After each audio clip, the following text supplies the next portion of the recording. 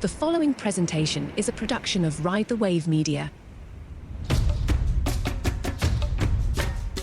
Hello and welcome to Practically Magick. I am Courtney Pearl. Today, I am your emotional healer, among many things. If you listen to my previous episodes, I will list all of the things I am, but today's topic, we are going to focus on emotional and understanding our brain a little bit better is the topic today. So let's get into it with the first thing that we do. We're going to pull a card. Today I'm going to pull from the Elemental Oracle deck because it's very sciencey. It is alchemy, science, and magic on the front. And so I think because we're going to be talking about a lot of sciencey type things, we're going to combine the magic of real science with some, I think, what is really pretty incredible when it comes to our bodies, our minds, and how that all plays a part in the magic that we're able to create. And I'm going to pull a card from this deck. And this was actually the first deck that I ever got. My sister gave it to me for my birthday, I think it was, or Christmas. I can't remember exactly. But she was the one who sparked my love for divination because I'd always been curious about it. She got me my own first cards, and I have been kind of obsessed with reading cards ever since. Now, sometimes when I pull a card, especially if I'm just doing one card for a certain person or for a certain reason, sometimes it's just one card, a simple reading, just what do I need to know? And for today, this is going to be either about the subject we're going to talk about today, or it might be just something that you need. And sometimes you're pulling just one card, it's kind of confusing, or you might just pull a card and stare at it for a while and nothing happens. Nothing comes to you. So the card that I have pulled is speed. And in this deck, the key word for that is movement. And you can see that there is a person speeding almost as if they're running faster than the speed of light over a city, over the curvature of the earth, and then there's just clouds and space behind. And when I see this card, the first thing that I think of, I'm like, what is it? What is it about? Why am I getting this card for today, for you, for me, for this episode? And it's not immediately clear. So sometimes what I'll do if I'm just doing one card is I will pull a second card as a clarifying card, or, really there's rules. So you can pull whatever you want. But I'm going to pull a second card to go with this one. Instead of just having speed be the only message or the only part of the message, I pulled the card plant. And it looks like a picture of a reindeer, but instead of the reindeer having antlers, it has a tree growing for its antlers. And on its back, instead of fur, it has a forest of trees. And the key word here is growth, which then does help me to kind of get the detail of what is it that this card is trying to tell us, or what is the message here that we can intuitively decipher from the first card, which is speed and movement, growth and plant. To me, that's a real, defining message as far as sometimes when we are looking for something to be speedy or fast or to work for us the way that we want it to, there's a rush and an urgency to it. But just like you cannot urge plants to grow faster, and growth does not happen in those moments where something is being forced or when there is manipulation happening, it's oftentimes the result is less desirable than what would have happened if we had let the natural progression of the plants growing to happen. And I feel like this is the same message that I would give to my kindergartners and first graders when I was a teacher, which is sometimes the fastest way to get something done is to slow down. Because oftentimes my students would rush through things, make more mistakes, or be incredibly sloppy with their work and would need to go back and do it again. And I would tell them sometimes slowing down and doing it at a pace that is less urgent or less stressed is really going to be the key to getting it done in a timely manner. And you'll find out that not having to go back and correct mistakes and not having to go back and rewrite things or redo things, which would actually cause you to take more time, you'll actually be done faster or probably on time if you just slow down and work through each and every step methodically. That doesn't always work for everyone, but it's a good rule of thumb when it comes to just general looking at life and how we deal with our problems. And I think it's a great message for today's episode because we are going to be talking a little bit about the brain and how the brain works and some of the new research that has come out in the last 10 years where they've done a lot more research on neuroplasticity and how the brain operates. And so I'm going to try to explain this in a way that is clear and concise and without getting too confusing about things. But when I explain this to children in my workshops, when I do my Heart Smart Art workshops with kids, I want children to understand that being able to process their emotions and being able to understand and be aware of their emotions can be a really good step in actually getting what they need. And so sometimes mindfulness and awareness and the kinds of things that I teach in this healing world is more about understanding the self, understanding what needs that you have, and using the power of your own brain to make that happen for you.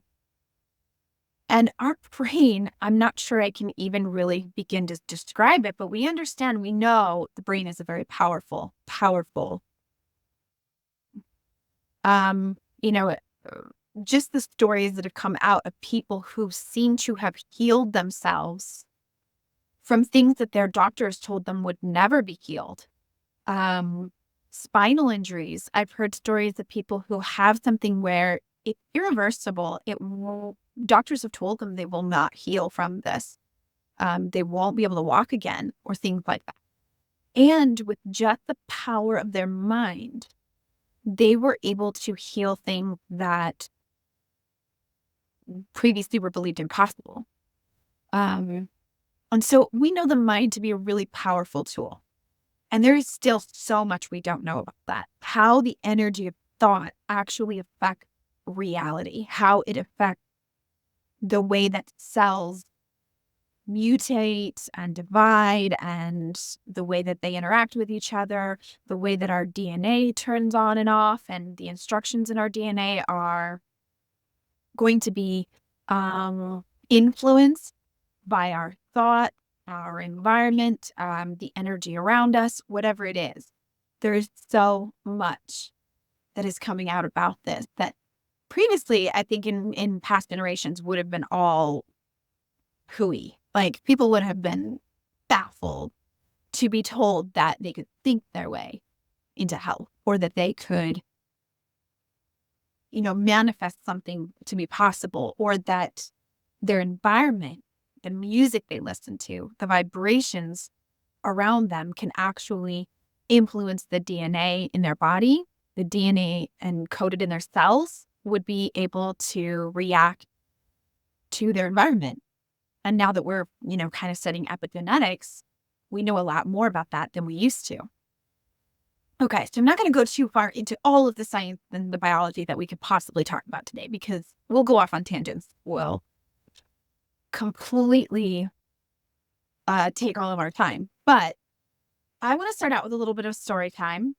So last episode that came out last week, we talked about the in-between spaces That would be an episode where I show up as a Celtic priestess to help you understand the Celtic sacredness of the in-between spaces. And it reminded me, after I recorded the episode, I thought, I should have told this story because it goes really, really well aligned with what we talked about. But it's also going to play a part in what we're going to talk about today. So I like to call this story In Between the Shannons. And I do hope that my good friend Shannon will hear this story, and I hope that she knows that I am presenting her in the absolute best light that I can, while still being truthful about my experience. When I was a teacher, I was a teacher in Arizona in a little charter school. We were a very small school, but we had one of those schools because a desert is really hot in Arizona. A lot of schools have. They're not like the schools you would see here in Utah, where it's a building or structure full of classrooms and then hallways and an office and everything all included in one building. A lot of the buildings in Arizona are kind of like some of the schools I've seen in California, where it's an open outdoor common space and you enter the classrooms directly from the outside. And so our school was set up like that in kind of an L shape, but all of the classrooms were connected by doorways.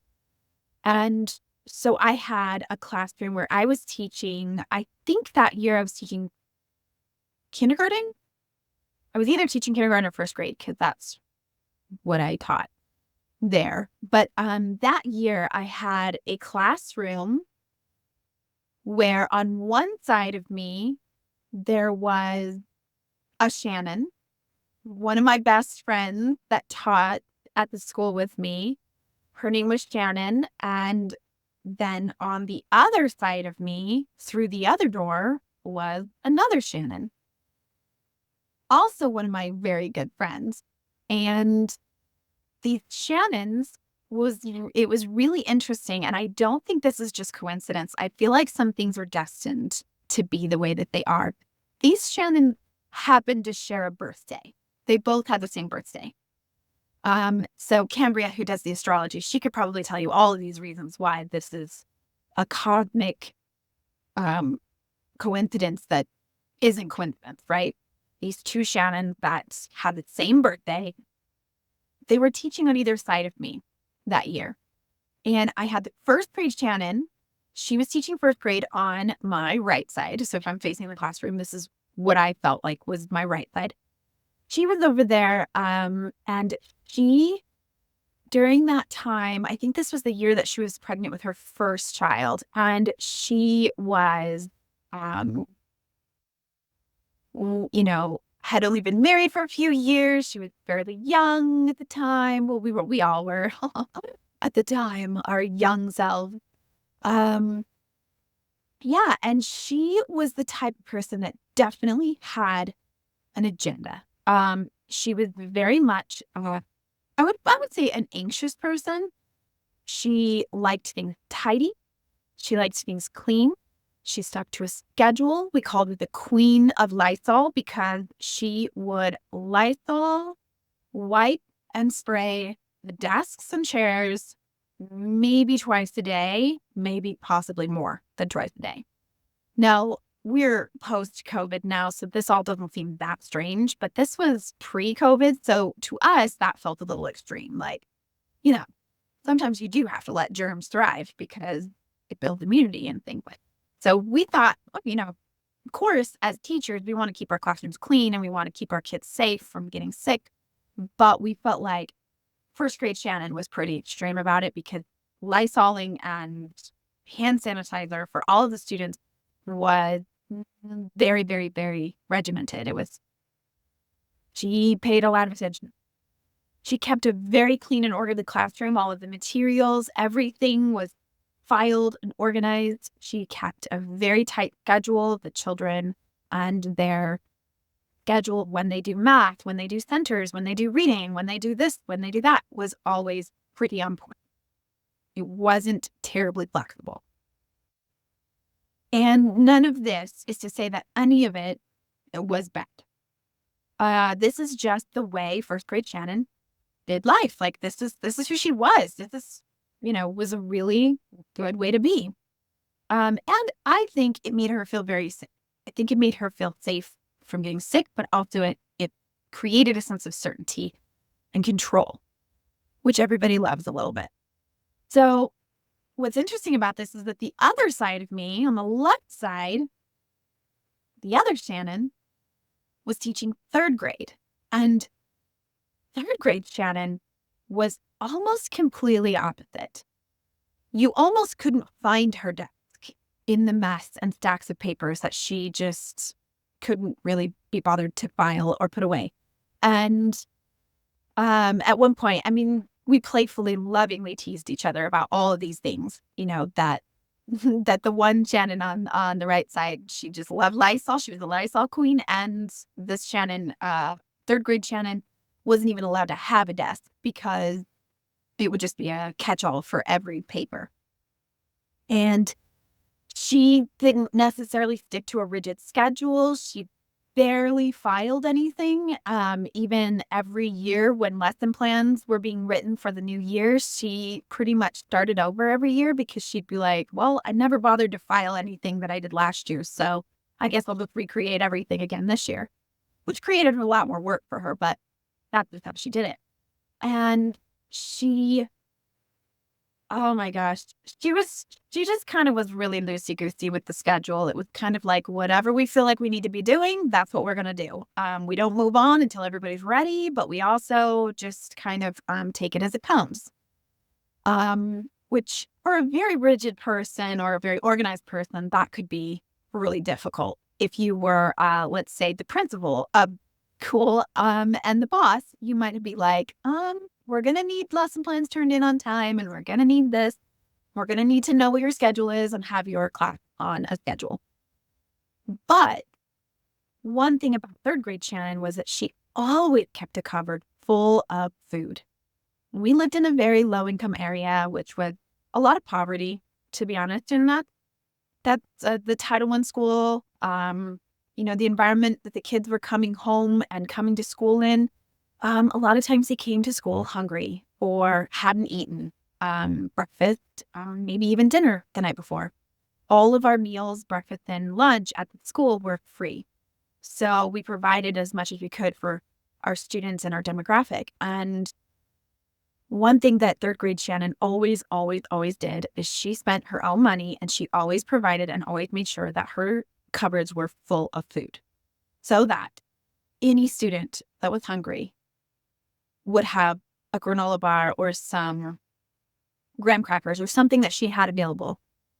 And she always, always paid very close attention to any changes in behavior or any clues or indication that the child needed something she could help provide. When a student was acting out or when something, was amiss, she was the first to notice, and she was the first to investigate and to find out what that child really needed. Not that they were just acting out and needed some kind of punishment or consequence, but that they needed something emotional. They needed some needs met. She was very in tune and aware of her students and their needs. And even though these Shannons seemed like very opposite, the entire school year that I spent teaching in that classroom taught me so much about the balance of life.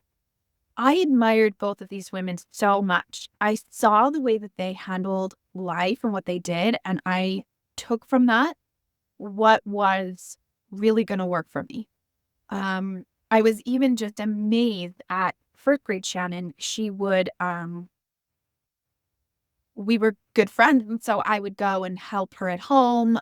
When her baby was born, I came and helped babysit him. And so I had been, personally engaged in going to her house and getting to know her, and I, having dinners with her and things. And I was delighted and amazed at how she could tidy or clean as she was doing things.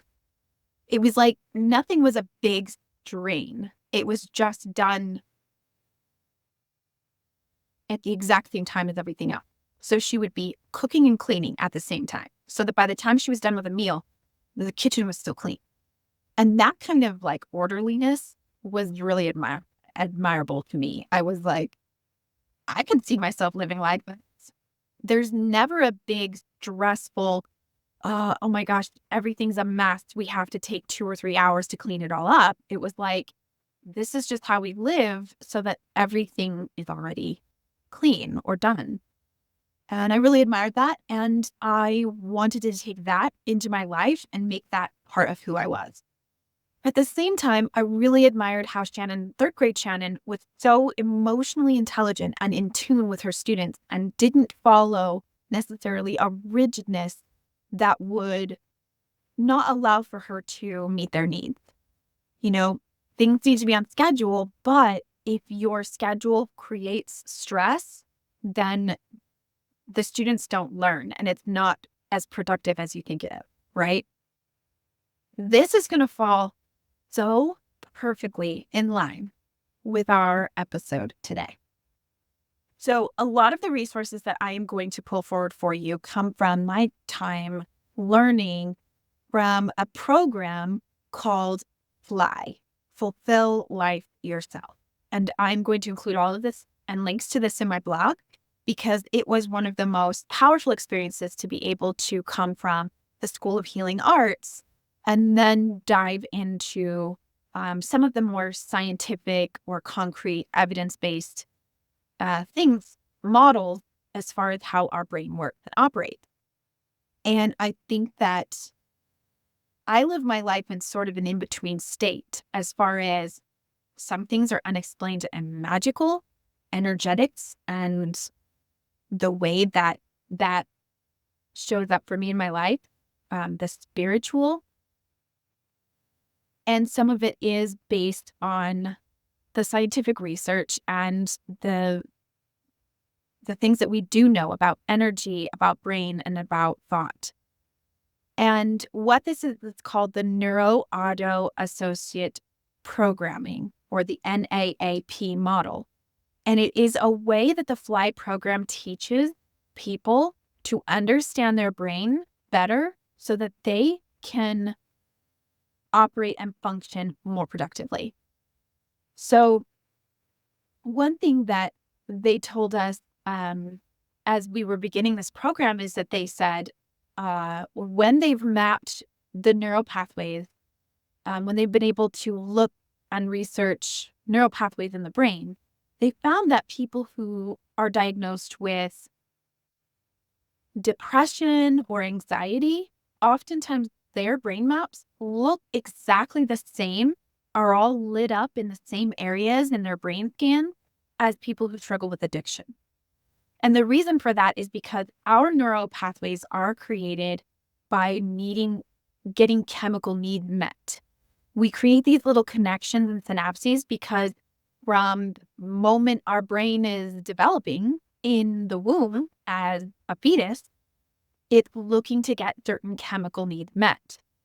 So what's interesting about that is, so let's say you're making all of these little connections and you're saying, okay, let's say you're a little baby in the womb and you have a feeling because maybe your mom is listening to a really nice song and you're feeling the vibrations of this nice song and little fetus self is like, "Ooh, I like this."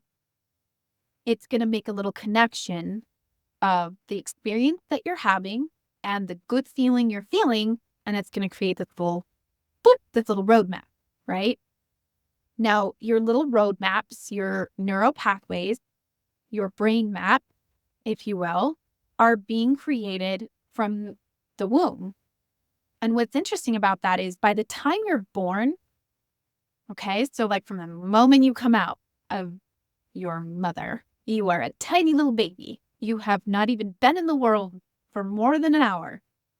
But all of that development you've had in the womb, your brain is already mapped 25%. And a lot of people would wonder, like, what mapping is going on when you're just a fetus in the womb? Well, that comes from all of the energy and experiences, sound, smell, taste, that your mother is having while pregnant with you. So there's good news and there's bad news with that is that, yes, what your mother is experiencing, and that may be stress and trauma, or it may be, whatever is happening, it is going to have an effect on the fetus. So a lot of people believe for a very long time that children under the age of 3 don't remember anything anyway. So it really doesn't matter what happens to them.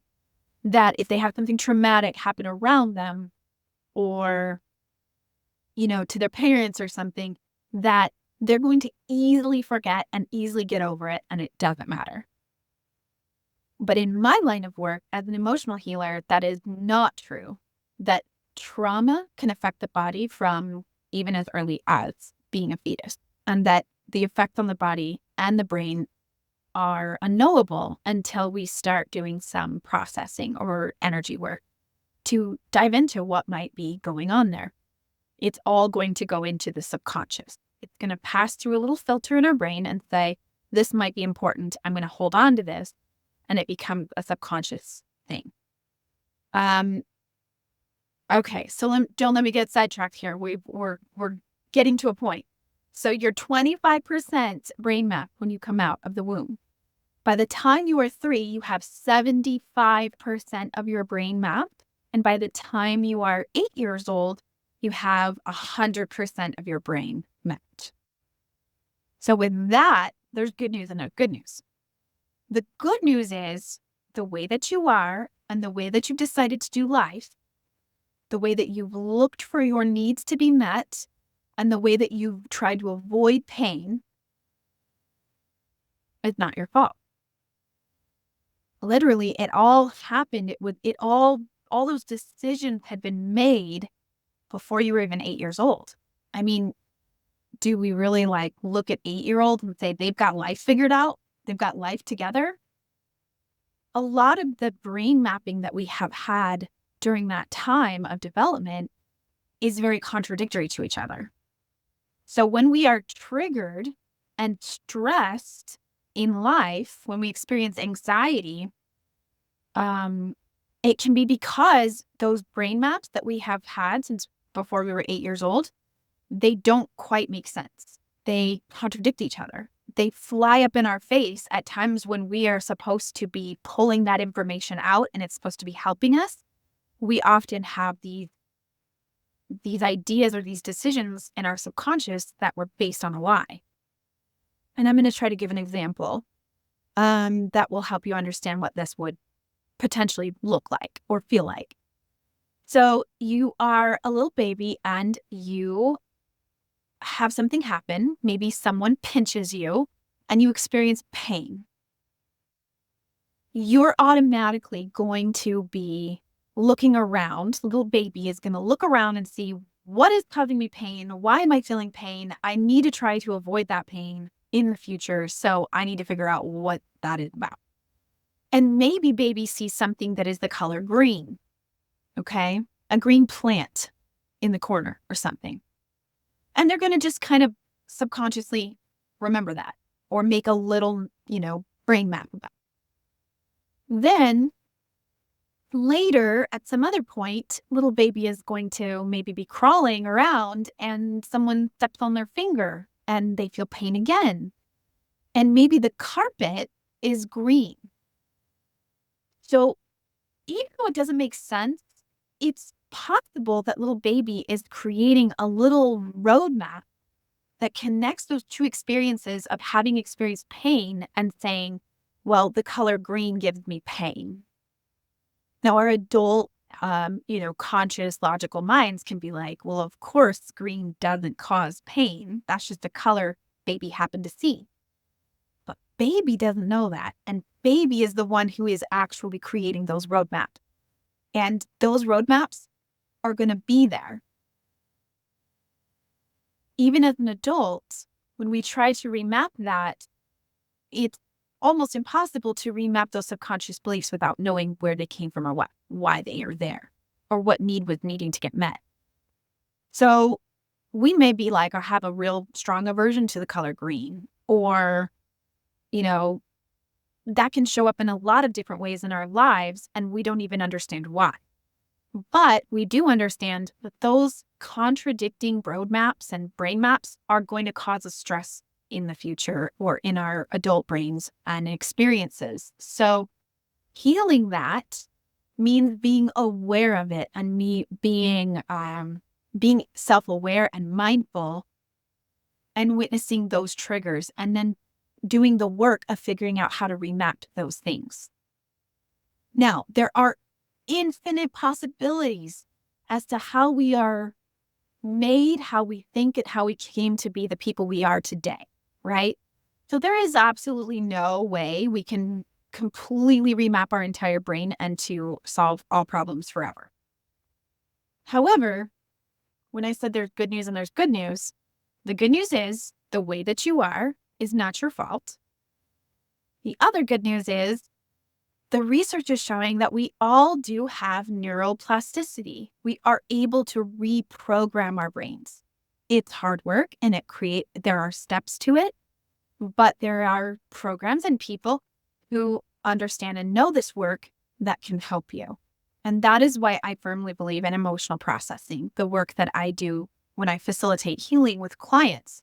It's not that I'm healing you, but I am trained and certified in a process that helps people to become aware of what are those triggering decisions, what are those subconscious belief systems that were programmed into the brain from a very young age, right? The way I like to explain it is if we're a computer, you have downloaded a lot of programs into your computer, right? Our brain and our bodies are computers. And all those experiences were just us, programming ourselves. And we downloaded all of these programs, and I don't claim to know a lot about computers.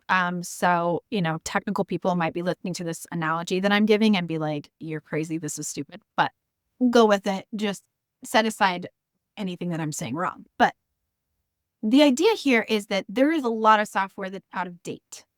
It doesn't make any sense, or it operates slowly, or it takes up a lot of memory, or it just sabotaging other programs we are trying to download that would work better, updated programs. And what it's going to take for us to be able to go through and reprogram, it's going to take identifying what those programs are that are running in our system that we don't even know they're there most of the time. Because our body and our brain is kind of like, well, I'm running this program because I actually just don't really know what to do different. I haven't come up with any new ways. I haven't come up with anything that works better than this.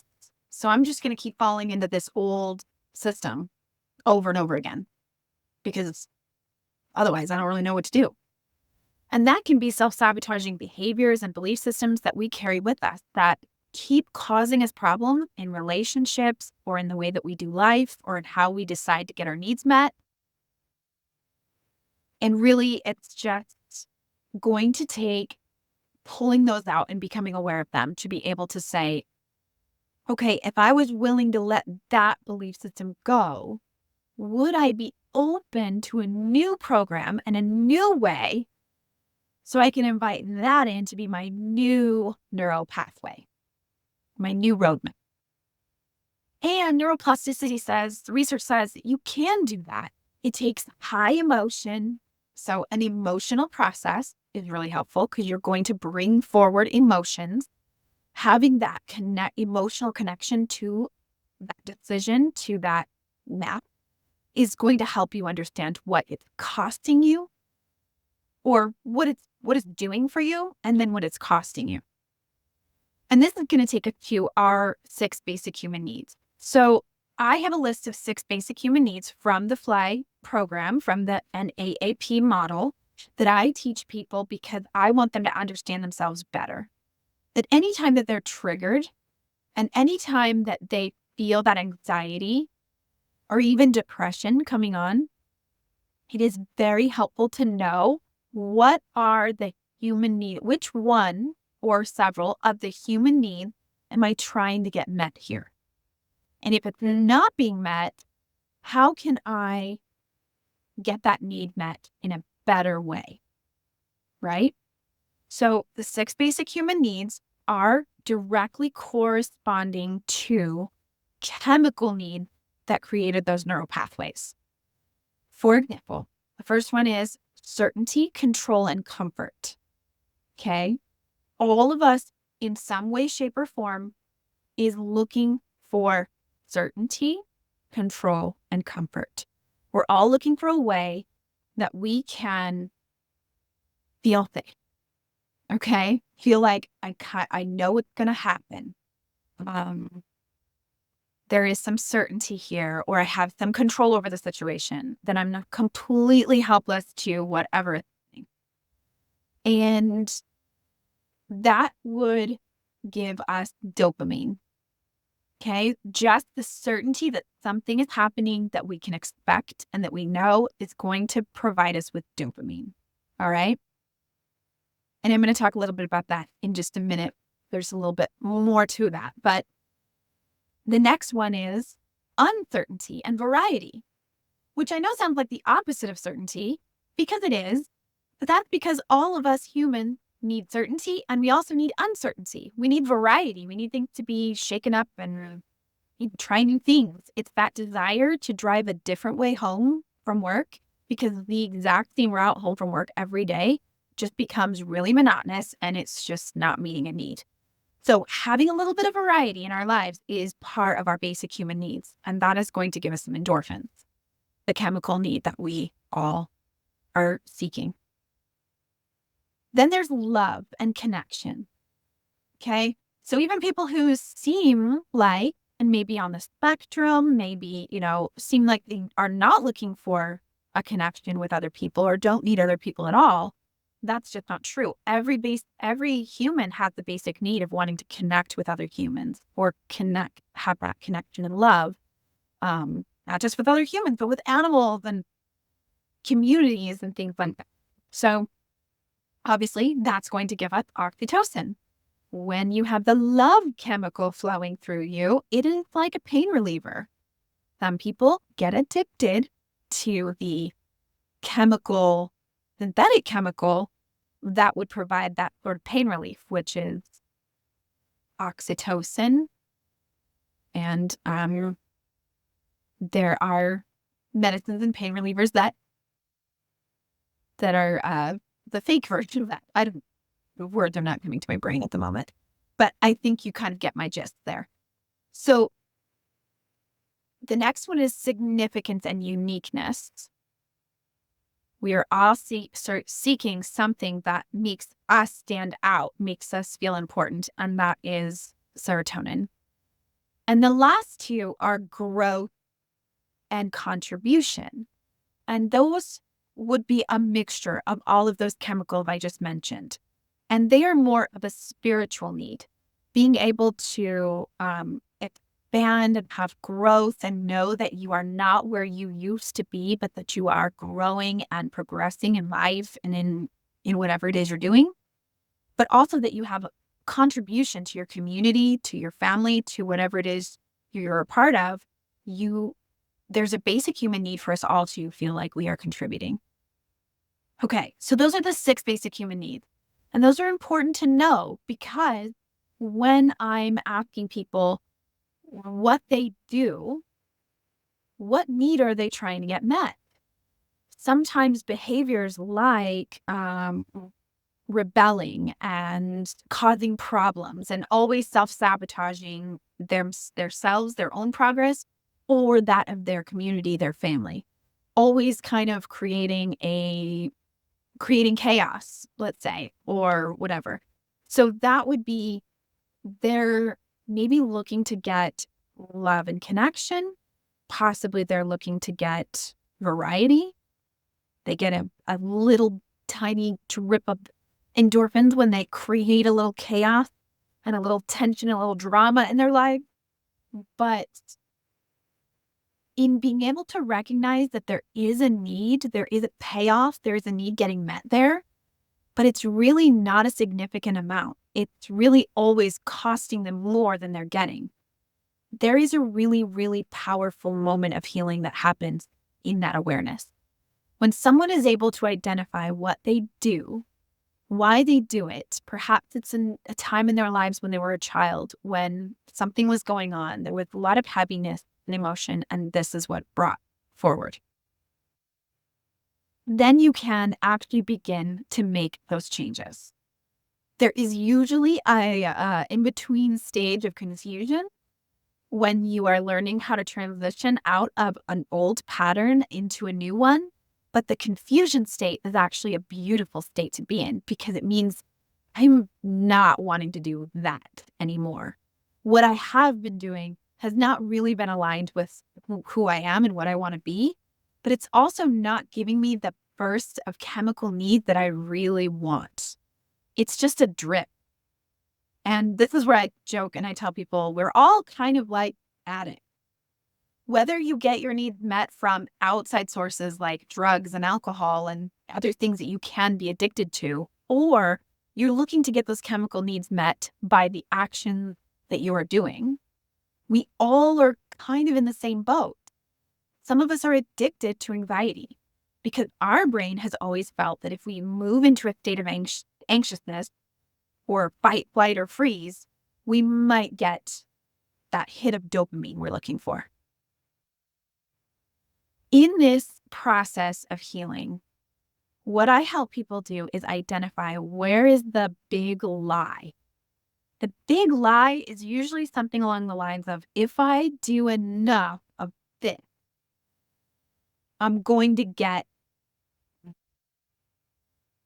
if I do enough stressing, anxiety, I will get enough control and certainty. That's one example, right? There are infinite numbers of examples of what I could give, but I want to kind of just give you an idea, start thinking about what it is that your things might be. And by the way, it might be pretty impossible. It's not totally impossible. I think that it's great to do your own self-healing and to think about these things, especially if you do things like meditation and journaling and you want to kind of bring forward what is you want to work on. I think all of that is valuable and useful, but I find it's almost impossible for everybody to know, to be able to bring forward without some objective help, what is it that I do and what is the big lie that my brain has always told me. If I do enough of this, I'm going to get. So I want to briefly talk about the stress and anxiety side of it. If that is the state that our brain constantly goes to hopefully get one of those needs met, that would look like a confined state of mind. So here we are looking at two different states of mind. We're looking at a confined state of mind, which is something that I'm engaging with is a potential threat. And now I am in fight, flight, or flee, or freeze state of mind. Okay. This is the engaging in the parasympathetic autonomic nervous system. I was going to be so proud of myself and say that totally correctly the first time, but it didn't come out right. It's running away or escaping. It's a state of fear. It's sort of victim mentality. Everything is acting upon me. It's a limited thinking. It's a scarcity thinking about what the focus is on what I don't have or what doesn't work or what I can't do. It feels unchangeable. There are expectations. This is all in a confined state of mind. Now, almost everybody listening to this, almost everybody has a pattern of going to a confined state of mind because our brain thinks that's going to get a need met. Okay? So it's automatic. It's subconscious. We don't even think about it. We're just already doing it. We go into anxiety state because we're feeling like that's going to help solve the problem, whatever is causing us to be triggered. The problem with that is how our brains actually process data. When we are in a sympathetic autonomic nervous system, see, I said it right the first time. We're in a sympathetic autonomic nervous system is engaged.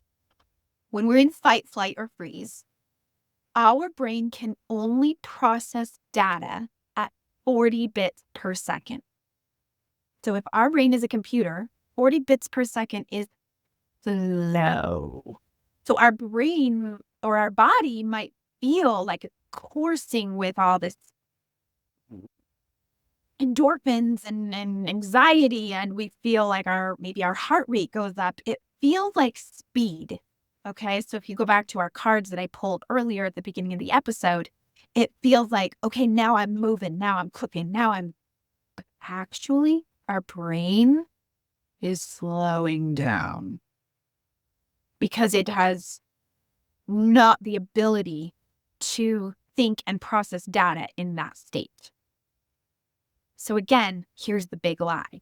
The big lie is if I go to anxiety, if I go to stress, I'll solve the problem.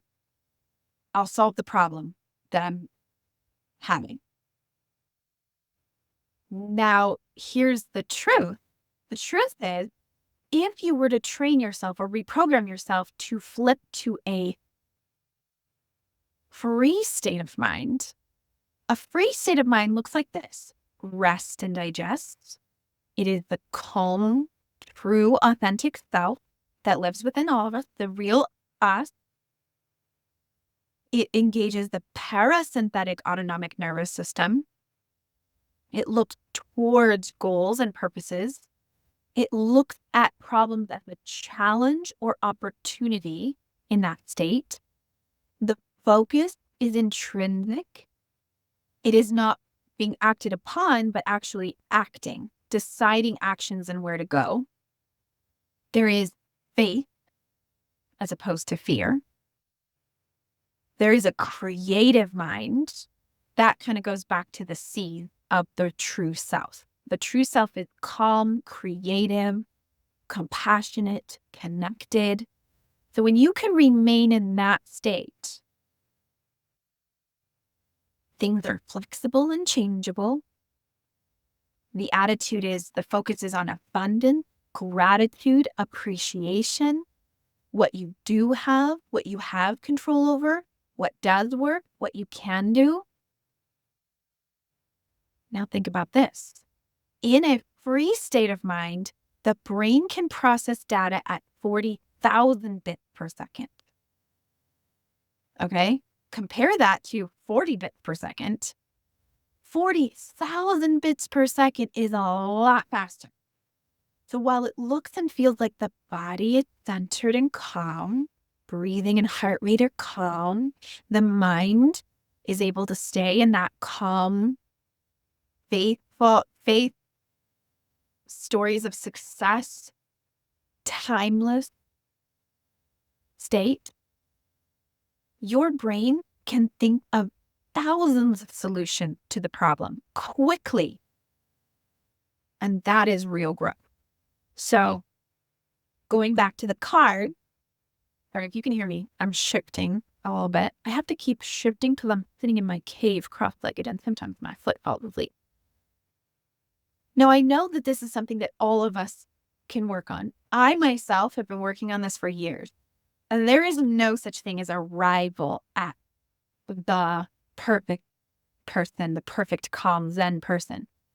But when I have been able to use this programming to be able to flip that switch in moments of stress, instead of building on stress throughout the day, stressful moment, and it looks like a little mountain. You're just climbing until you just can't take it anymore. You've put so much energy into stressing out, you can't even calm down because now it's the end of the day and you've spent the entire day being stressed out and actually haven't solved anything.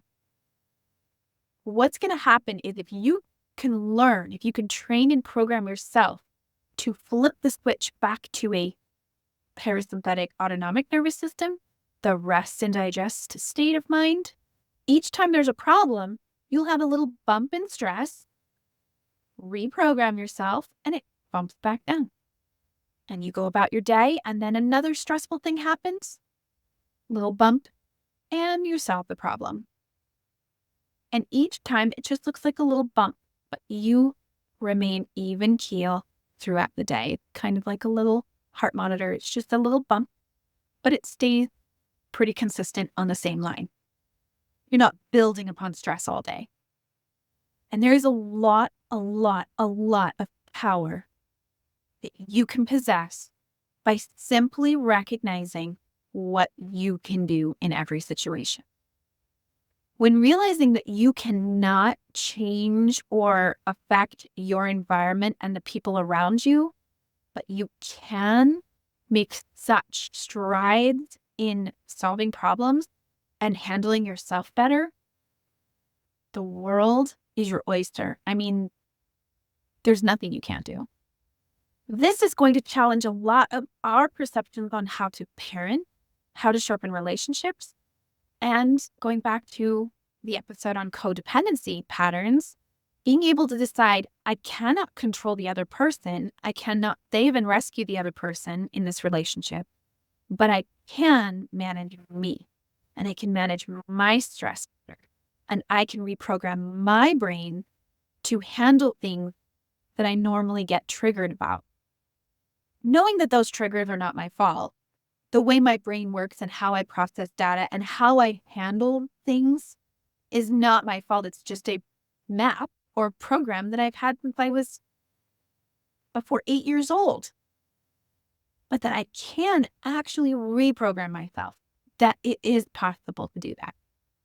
And there's power in it. There's real magic to be had when you can start that work. So I want to, again, just reiterate that it's very difficult to do this kind of work all by yourself. But if you are looking to learn more information about the Fly program where I learned this, I would post that on my blog and link to their information. They have excellent workshops. That is how I learned this. That it's like 30 little I don't know what they call them, modules or something, where you take those videos and those classes and you do the workbooks. And it gives you a lot of practice and a lot of really helpful tools to be able to reprogram your brain. And emotional processing. What I do in the integrative processing technique is being able to help integrate brain and heart, being able to address those heavy emotions and to go back to an age when you had made a decision or a neural pathway that was maybe contradictory to what your true self would like to be. So I would highly recommend that if this sounds interesting to you, and if you're thinking to yourself, that sounds so hard to reprogram yourself, how do you do it? I would say, give emotional processing a try. It can be really, really powerful. And that is all the time we have today. I hope that you learned something a little bit today that made you spark that level of creativity in your mind on how to move forward and how to use the power of the brain and the research we have about the brain to make your life better. Okay, next week, I am going to take this discussion we've done today, and I'm going to carry it over into how to integrate brain with heart. And this is where I'm going to talk a little bit more about the integrated processing technique and what that looks like. The left and right brain, how to integrate them, and how to integrate that with the body and the heart. Now, I would like to invite you to please follow me on Instagram. If you love the topic today and any other episodes that I have done, I like to discuss everything and anything that I am learning on my Instagram. And that is at prism_healing. That is where you will find me. And I also post everything about the blog and everything about the podcast there. And so I would love if you have questions to send me, questions about the topic today, questions about your own personal life, and something I haven't mentioned before, I'm pretty good at dream interpretation. So if you have a dream you'd like me to help you interpret, I would love to help with that. It's sort of like facilitating dream interpretation. Not that I do the interpreting, but I help you interpret your dreams. I'm also on Facebook, Courtney Pearl, Prism Healing. And I have an event every month, Tarot for Tips, Healing through Art, and Heart Smart Art for Kids. So look at my website, prism-healing.com, for information on those upcoming events, when and where they are. And I would also like to invite you to look at my services that I do for people, healing work that I do privately, private sessions, intuitive card reading sessions, Reiki healing sessions, and integrated processing technique, emotional processing that we talked about in today's episode. If you would like to book with me, I am taking bookings all summer long and all school year long, all the time, anytime. So you can book a private session with me if you'd like to do some more deep dive into your own healing journey. I would love to help you with that. You can also find me on TikTok at Prism Healing. I'm a little bit learning about TikTok and how to be on there. I think I might be one of the old guys on TikTok, but I don't mind. Follow me on TikTok and you'll get a little bit more of my weird. So I keep it a little more tidy on my Instagram, informational content for you. And on my TikTok, I get a little bit silly. So that's a great place to find me if you would like more of me being me. I would like to thank Ride the Wave Media, Jeff Blaine, for producing and editing all of my podcasts and being such a great support to me. We have been doing some awesome events. We just got done with Pride, Daybreak Pride Day. We did a booth there together. Ride the Wave Media was there, and we did some interviews and live broadcasting with Radio Daybreak, which is Jeff Blaine and Beck. And I would also like to thank Sarah at Daybreak Treasures Boutique. She features me as an artist on her page and her online boutique. So if you'd like to go see my artwork and the beautiful artwork of local people here in Daybreak, please go see that online at Daybreak Treasures Boutique. It's fantastic. Some of my good friends all have their artwork there on her boutique. I have been discovering true and real magic in the world, and I hope that I have shared that with you. So I want you to go out there in the world now, take what I've taught you, and make real magic out there. So till next time, witches and wizards, I will see you here on Practically Magick.